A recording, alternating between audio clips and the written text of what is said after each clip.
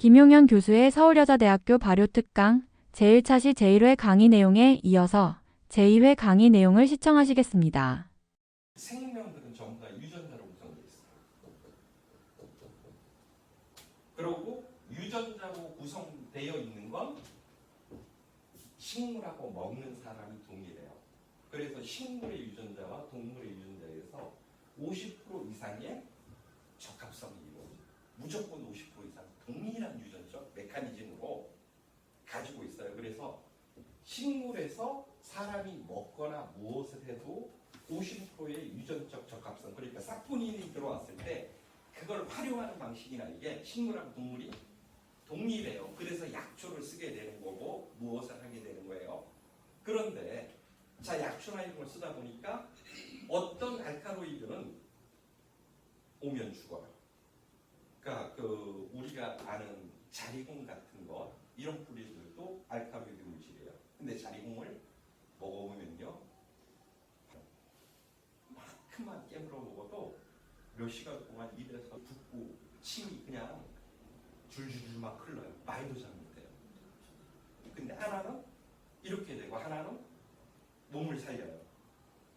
이 관계를 뭐라고 하냐면 한 물질을 공통으로 쓰게 되는 게 공진화라고 하는 부분이에요. 심바이오시스라고 하는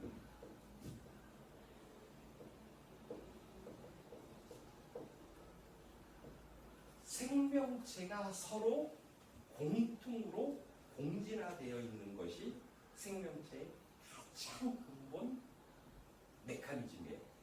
그리고 이것이 작게는 식물과 미생물, 식물과 사람, 그 다음에 한 지역 이렇게 확장을 해요. 그래서 그 식물과 미생물이 공진화한 걸 가지고 공진화균, 공생균 이렇게 얘기를 하는 거예요. 소나무하고 송이균이 공진화한 거예요.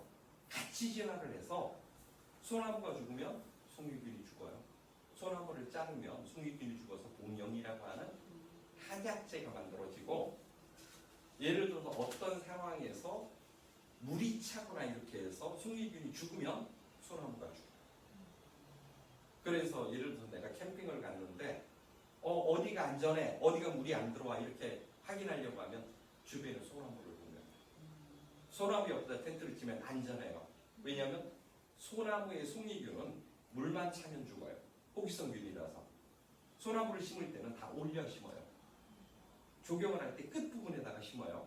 왜냐하면 거기가 물이 안 고이고 통기성이 확보가 되기 때문에 완벽하게 이렇게 공진화가 되어 있는데, 버드나무 같은 경우에는 그 공진화된 아이가 엄청 뿌리의 각 부위와 줄기와 잎과 생장점과 물질에까지 공진화 관계가 네트워크가 되어 있어요. 그리고 낫도균도 버드나무에서 공생하는 한 균이에요. 얘가 버드나무에도 공생하고 갈대 같은 화분과에도 같이 공동으로 네트워크가 되어 있는 안에 들어있어서 무엇을 하는 거죠? 우리가 이걸 활용하고 이러는 것이 기본적으로 그 발효균주를 쓸 때 이루어져요. 그래서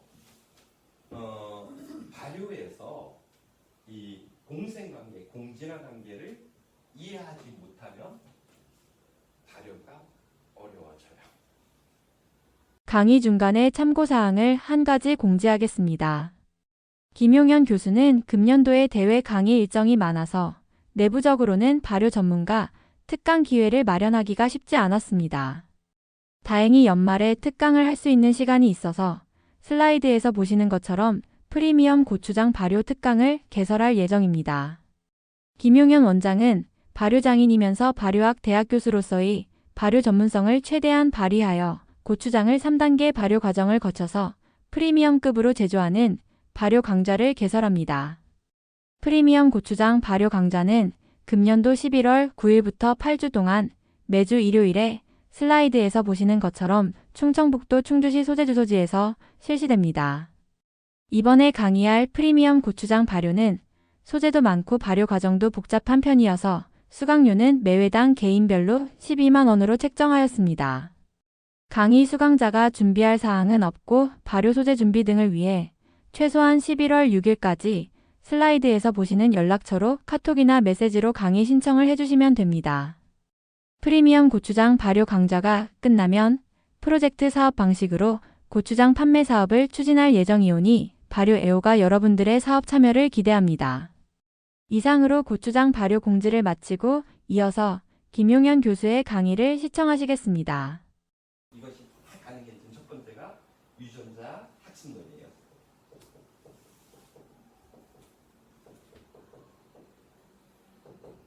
유전자가 공부를 해요. 유전자는 38년 동안 태어나서 계속 외부 환경을 감지하고 그것에 대한 대처를 해요. 쉽게 얘기하면 이래요. 농업을 할 때 진딧물이 생겨요. 그러면 농약을 사다가 뿌려요.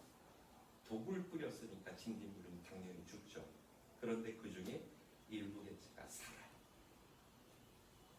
그 독을 학습해서 그 독을 활용하거나 그 독을 분해하는 능력을 배우게 돼요.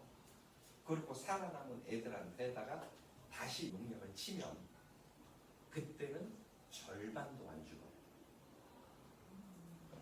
그리고 그 아이들이 다시 새끼를 까요. 상대간 교육을 받고 나면 그 농약을 뿌려도 안 죽어요. 진딧물을 그냥 한 번 개발된 농약을 뿌리면 진딧물 방면해야죠. 진딧물 사이클이 한 농약이 개발되면 몇 년 못 써요. 애들이 전부 다 학습해요. 그 미국 큰 나방이라고 해서 캐나다에서 미국을 거쳐서 멕시코로 가는 나비가 있어요. 그 멕시코에서 출발할 때 한 나무, 캐나다에 도착할 때 한 나무예요. 그러고는 어떻게 하는 거냐면 얘가 날아가는데 몇천 킬로, 몇십만 킬로가 되죠. 미국을 횡단을 해야 되니까. 그러면 나비가 거기까지 못 날아가요. 가다가 중간에 머물러서 교배를 해갖고 새끼를 까고 뭘 뜯어먹고 그 다음에 다시 엄마가 돼갖고 성체가 되면 또 날아가요. 이렇게 날아가는 사이에 2번 정도 나비가 다시 탄생을 해요. 그리고 최종 목적지에 가요. 그런데 누가 가르쳐서 이 나무하고 이 나무를 가요? 유전자에 각인된 거예요. 학습을 통해서. 유전자는 철저하게 학습을 하고 유전자가 학습하면 무엇을 하는 거냐면 물질을 만들어내겠죠.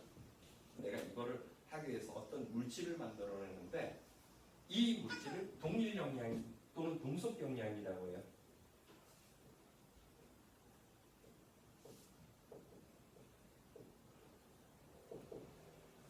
동일 영양이나 동속 영양이라고 얘기를 하는 건데, 자, 천궁이 자라면서 땅 속에 미생물하고 미네랄을 이용해서 내가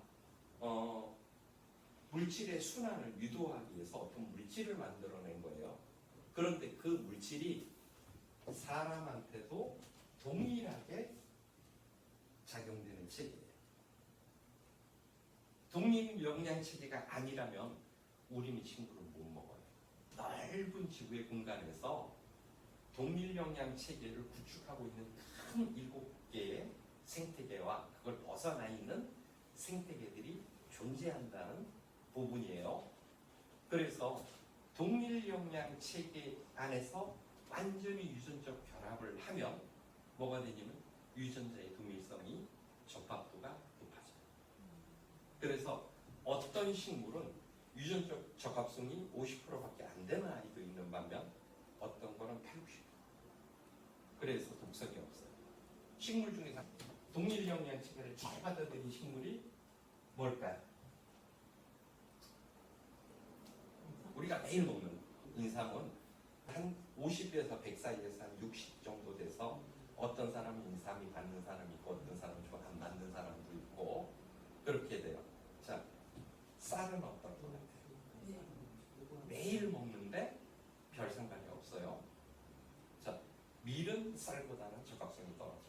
그래서 밀에 대해서는 사람들이 호불호가 좀 갈리는 거고요. 적합성이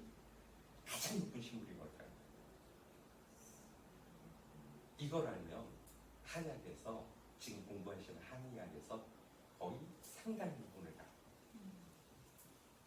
뽕나무예요. 예, 유전적 적합성이 가장 뛰어나요.